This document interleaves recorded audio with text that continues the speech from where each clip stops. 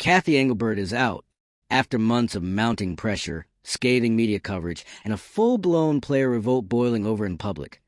The WNBA commissioner has been removed, ousted from the league she was supposed to be leading into its next era. And the final nail? Sophie Cunningham. In an emotional, fiery exit interview, Cunningham did what few athletes ever dare to do. She aimed directly at the top. Leadership that doesn't understand basketball has no place here, she said, with the kind of raw edge that doesn't come from PR coaching. It comes from pain. And she wasn't alone. Players across the league were already speaking up. But Sophie's words didn't just add fuel to the fire. They were the match. And Cathy Engelbert? She was already standing in the gasoline. It was a long time coming. From the moment Caitlin Clark entered the league, it became painfully clear how ill-equipped leadership was to handle the explosion of interest, the level of scrutiny, and most importantly, the responsibility of protecting its players. Clark became the most watched athlete in the league overnight. But as the lights got brighter, the cracks in the foundation grew wider. If you're here for the real story and not the filtered version, subscribe. And if you're sticking around for the next meltdown, you better definitely subscribe. Dangerous plays went unchecked. Referees lost control. And through it all, the silence from Engelbert's office was deafening. While fans and analysts begged for clarity, transparency, or just the basic acknowledgement that officiating was wildly inconsistent, Engelbert doubled down on vague corporate speak and weak public statements. The league stars, meanwhile, were getting shoved into walls. Cunningham had seen enough, and unlike the front office, she wasn't about to stay quiet for cameras. Her words carried weight because they came with receipts. Missed calls, unsafe play, zero accountability. Sophie's criticism wasn't just personal. It was professional. A demand for basic safety, respect, and competence. And in a moment that will be remembered as a turning point, it was loud enough to finally crack the illusion of control at league headquarters. Within days, the dominoes fell. Fan outrage surged. Media figures piled on. Sponsors got nervous. And suddenly, the boardroom had no choice. Cathy Engelbert was quietly pushed out, her leadership deemed too detached, too dismissive, and far too late. The league can talk about growth and billion-dollar media deals all day, but none of it matters without trust.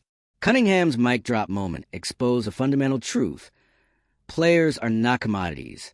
They are the league, and when they speak with unity and clarity, even the commissioner doesn't stand a chance. Now, with Engelbert gone and the 2026 CBA looming, the WNBA faces its most critical reset in decades. Because what Sophie Cunningham ignited wasn't just a backlash. It was a revolution. It started with one interview, one microphone, one player who refused to keep quiet. Sophie Cunningham didn't just voice frustration. She cracked open a wall of silence that had been holding the WNBA hostage. Her words were sharp, direct, and impossible to misinterpret. The leadership of this league is failing its players, and not just in small ways, in critical, foundational ones. Poor officiating, no accountability, unsafe conditions, performative leadership. Cunningham didn't name names out of emotion. She was specific. She called out Commissioner Cathy Engelbert directly, and she wasn't alone. Within hours, the wave hit. Nafisa Collier took the torch and lit it up, saying straight up that the WNBA has the worst leadership in the world. Lisa Leslie, one of the game's most respected legends, added her voice, not just to echo the players, but to validate them, to say, this isn't new. It's just finally public. And now it's official. Cathy Engelbert is no longer commissioner of the WNBA. Let that sink in. A player-led movement just removed the most powerful executive in the league. Not a union. Not a board vote. Not a quiet executive reshuffle. This was player pressure. From the court to the press conference to social media. And the league cracked. Because the reality is this. You cannot run a professional sports league without the trust of your athletes. And Engelbert lost that trust. Completely. This didn't start with Caitlin Clark, but her rise exposed the fault lines. From the moment Clark entered the league, the spotlight intensified. Ratings surged. Ticket sales exploded. Casual fans became invested. The WNBA had what every league dreams of: mainstream momentum. And how did leadership respond? With silence, with neglect, with an absolute failure to protect not just Clark, but all players caught in the crossfire of the league's newfound attention. Game after game, Clark was targeted. Hard fouls, cheap shots, fights breaking out around her. And while debates swirled on the internet, one person stayed conspicuously quiet: Engelbert. No statements. No officiating reforms. No protections. Sophie Cunningham called it what was cowardice. She didn't dress it up. She didn't soften the blow. She looked straight into the camera and said what the entire locker room had been whispering for months: leadership is not just failing, it's dangerous now. And that message hit harder than any PR memo could have, because Cunningham wasn't just speaking for herself. She was speaking for every player who's watched dangerous play go unchecked. For every player fined for reacting emotionally to bad officiating. For every woman forced to smile in press conferences while her safety and dignity were pushed to the side. Then came the fans. The media. Everyone jumped in. Stephen A. Smith, Scott Van Pelt. Entire panels on ESPN. Suddenly, Cathy Engelbert was no longer a faceless executive. She was a story, and not in a good way. Criticism from players is one thing, but when fans start organizing petitions, when sponsors start asking questions, when legends start piling on, that's the kind of pressure no commissioner survives. And so, the announcement came. Quiet, short, no ceremony. Cathy Engelbert has stepped down as commissioner of the WNBA, effective immediately. No long-winded goodbye. No tribute. Just a polite exit from a job she was no longer welcome to hold. The league tried to frame it as a transition, but we all know what this really was: a forced exit, a last-ditch move to stop the bleeding before it spilled into the upcoming CBA negotiations. Because that's what was next. The 2026 collective bargaining agreement had already been looming. Players had started hinting at a lockout, and now that lockout looked all but guaranteed if Engelbert remained in charge. This wasn't just about leadership style. It was about governance failure. The players didn't trust the league to protect them. They didn't believe their voices were being heard. And they weren't going to play under someone who dismissed them. Engelbert's legacy will be defined by what she didn't do. She didn't establish clear officiating standards. She didn't hold referees accountable. She didn't defend her players publicly when they were being dragged through the media or targeted on the court. And she didn't communicate. She vanished in the moments leadership was most needed. The league can talk all it wants about media deals and rising team valuations. But Cunningham, Collier, and every other player who spoke out reminded the world of one essential fact. This league runs on the players, not commissioners, not brands, not TV contracts. The players are product. They are the talent. They are the reason people show up. And when they speak, you listen. If not, they'll organize. They'll speak louder. They'll bring the entire structure down if they have to, because that's the era we're in now. Player-led reform is no longer a trend. It's the standard. And this isn't just a WNBA moment. It's a blueprint, a model for every professional sports league trying to ride the wave of growth without respecting the people creating it. This revolt wasn't about ego. It was about safety, fairness, representation, and the right to play in a league that doesn't see you as disposable. Now, the WNBA stands at a crossroads. Engelbert is gone, but the problems she left behind aren't. The officiating crisis still needs real reform. There needs to be independent review, better training, and actual accountability when officials cost players their health or teams their wins. Player safety isn't just a slogan. It needs to be embedded into the fabric of the league, from how games are called to how discipline is handled when players step over the line. And the CBA? That negotiation just became the most important in league history, because the players have made it crystal clear. They're done asking. They're demanding structural changes, not just higher salaries, but investments in infrastructure, in mental health support, in training staff, in travel conditions, in the real quality of life issues that affect how they perform and how long their careers last. The new leadership, whoever it is, better come prepared. Because the days of using players for press tours and ignoring their concerns behind closed doors are over. The league has a golden opportunity here to do it right, to rebuild trust, to show the sports world what leadership should look like: collaborative, transparent, and rooted in basketball knowledge, not corporate jargon. It starts by listening to Cunningham, to Collier, to every player who spoke up when it wasn't easy, who risked backlash, fines, and reputation to say, we deserve better. And they do. So here's where you come in. What do you think of Engelbert stepping down? Should she have been removed earlier? What changes does the WNBA still need to make before the CBA arrives? And who should take over as commissioner? Drop your thoughts in the comments. We want to hear from you. And make sure to hit that subscribe button because we're not done yet. The fallout from this leadership shakeup is just getting started, and we'll be covering every twist, every quote, every decision. Because when players speak up, we listen. And this time, the league had no choice but to do the same. Cathy Engelbert's fall wasn't sudden. It was slow, loud, and built brick by every player, every game, and every ignored warning sign until the entire structure crumbled. What we're witnessing now is a result of years of disconnect between leadership and the locker room finally boiling over. And the one person who tore the lid off, Sophie Cunningham. The moment she sat down in front of that mic for her exit interview, everything shifted. It wasn't just what she said, it was how she said it. Blunt, direct, no PR polish. She spoke with the full weight of frustration, not just from her own experience, but from a season where player concerns have been dismissed, minimized, or completely ignored. Sophie didn't just criticize Cathy Engelbert's leadership. She dismantled it. She laid out the issues that had been festering for far too long. Officiating that felt random at best and biased at worst. Complete lack of transparency around players' safety, and a commissioner who, in her words, was disconnected from the reality of the league she was supposed to lead. Her voice became the spark, but the fire was already there. Because this wasn't just about one bad call or one rough game. This was years of systemic neglect that exploded once the spotlight got hot enough. And let's be clear, it did get hot. The arrival of Caitlin Clark this season sent WNBA viewership into overdrive. The games were everywhere. Fans showed up in record numbers. Every tweet, every flagrant foul, every press conference, it all went viral.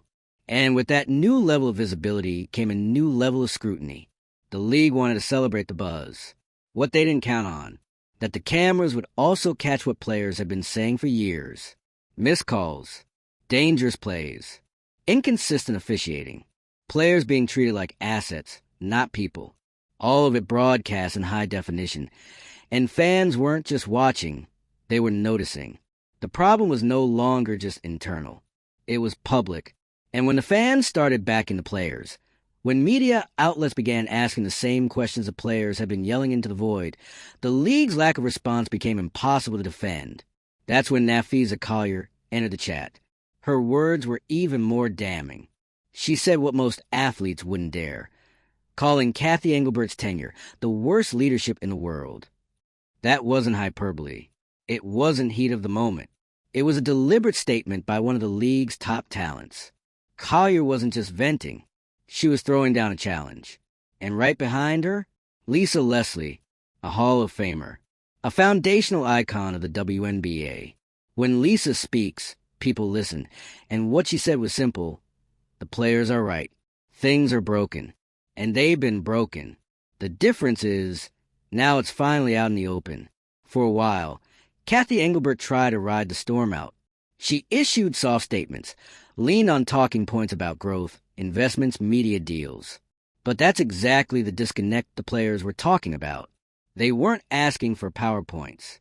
They were asking for protection, for real officiating standards, for a commissioner who knew what was happening on the floor, not just what the numbers said in a boardroom. And then came the tipping point. The 2026 CBA negotiations looming on the horizon, with players already warning, if nothing changes, we're not playing. Let's be honest. You don't get to that level of escalation unless people are done. That lockout threat wasn't posturing. It was real. And it wasn't just about money. It was about respect. about how long players are expected to stay silent while they're fined for speaking out, while refs go unchecked, while injuries pile up, and while leadership ducks behind the nearest corporate-approved press release. At that point, the writing was on the wall. Engelbert's support base had eroded. The players had lost confidence. The media had turned. And the fans? They weren't just frustrated. They were angry. Clips of missed calls, hard fouls, and tone-deaf interviews were circulating like wildfire. Even sponsors started asking questions. And so, without warning, it happened. Cathy Engelbert was gone. No dramatic press conference. No farewell tour. Just a sudden statement from the league, worded like a corporate resignation, but smelling more like a forced removal. The kind of exit that screams, "We waited too long, and now we're cleaning up the mess." But the players didn't celebrate, because this wasn't about revenge. It was about accountability. Cunningham said it best. No one's asking for perfection. They're asking for professionalism. They're asking for leadership that understands the game, understands the players, and understands that the WNBA's success is not built in press rooms. It's built in sweat, pain, and sacrifice on the court. With Engelbert out, the league now faces a crossroads. There's no hiding behind growth charts anymore. The question now is, will the next leader do it right? Because the expectations have changed. The bar has been raised. Players aren't waiting for permission anymore. They're demanding to be involved in the officiating process, in the disciplinary process, in the structure of the league that depends on them to survive. What this moment proves is that the power balance has shifted permanently, and it's about time. No more treating players like liabilities for being passionate. No more sweeping officiating controversies under the rug. No more prioritizing optics over impact. The message is clear. Respect the players or risk losing the entire machine. Caitlin Clark may have brought in a new wave of fans. But what kept them here? The players. All of them. Veterans. Rookies. Role players. The ones who play through pain. Who speak up despite fines. Who represent the league with pride even when the league doesn't always have their back. And now they've taken it back. Not just a narrative, but the future. They didn't wait for a union rep. They didn't need a vote.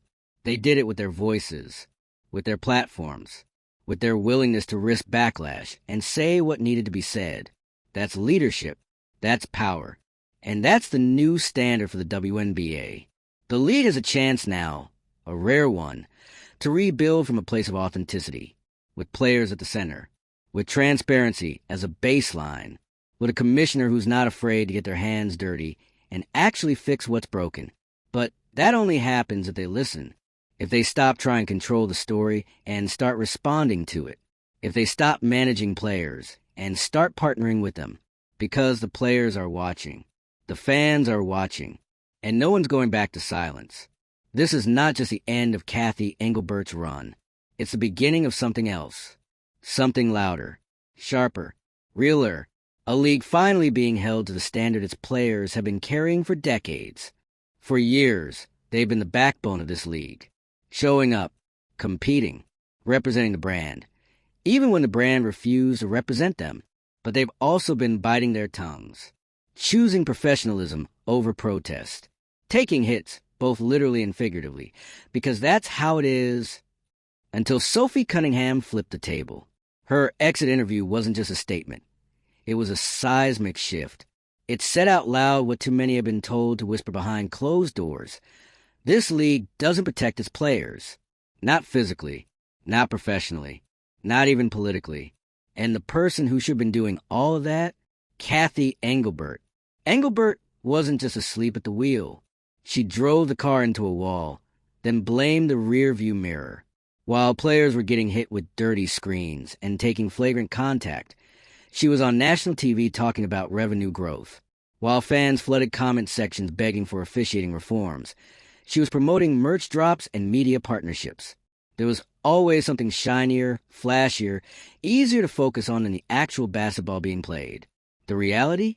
She was never built for this job. She was hired to run the WNBA like a business. And maybe she succeeded at that. But this isn't just a business. It's a league, a locker room, a battlefield, a culture, And if you can't walk into that locker room and look the players in the eye after a game where they bled for your brand and were met with silence, you don't belong here. That's what Sophie tapped into. It wasn't just about Caitlin Clark, although the mishandling of Clark's debut season was certainly the final nail in the coffin. It was about all of it. The patterns, the indifference, the gaslighting. Watching players get dragged for standing up for themselves while the commissioner sat back, smiled politely, and waited for the noise to die down. Except this time, it didn't, because Sophie wasn't alone. Nafisa Collier dropped the kind of quote that rewrites history books. Worst leadership in the world isn't something you say casually. That's a line in the sand. That's a warning shot. And when someone like Collier speaks with that kind of clarity, everyone pays attention. Because she's not the player who usually makes headlines. She's the player who lets her game speak. So when she talks, it matters. Add in Lisa Leslie backing him up, and suddenly the silence became deafening. Not from the players, but from the top. That's what finally broke the league's tolerance for Engelbert. Not one scandal, not one bad decision, but a sustained public loss of faith. The commissioner of a league can survive mistakes. What they can't survive, when the players, the fans, and the legends all turn and say, "You're not leading anymore." Engelbert's exit wasn't just expected. It was overdue. And now, the WNBA is in transition. But this time, it's not about rebranding. It's about restructuring, rebuilding trust, listening before speaking, protecting before promoting. Because the players just made it clear, this league is ours now. No more being managed like assets. No more being left to explain officiating mistakes to reporters. No more being told to be grateful for growth while flying commercial and rehabbing injuries without proper care. The WNBA is at a breaking point or a breakthrough, and it depends on what comes next. Whoever takes over as commissioner has to understand. You're not inheriting a brand. You're inheriting a revolution. These players aren't just going to fall back in line because a new name is on the email headers. They're awake, they're united, and they've already shown what they can do when they organize. There's no going back to silence. There's no pretending it didn't happen. You can't erase what Sophie started. You can't put the genie back in the bottle. The next commissioner better walk in ready to have some uncomfortable conversations with officials, with team owners, with players who are tired of being treated like PR chess pieces instead of human beings. Because they're not asking anymore. They're demanding. And the fans? They're not just watching. They're participating. They're reposting, emailing, boycotting. The media? They're finally digging deeper than box scores and buzzer beaters. They're quoting players, not just executives. And they're not letting the league hide behind platitudes anymore. This is what change looks like. It's messy. It's loud. It's painful. But it's necessary. So tell us, what now? Who steps up to lead this league the right way? What reforms should come first? What do you want to see before the 2026 CBA drops? Drop your take in the comments. And hit that subscribe button, because we're not walking away from this story. The players are just getting started, and the league will never be the same.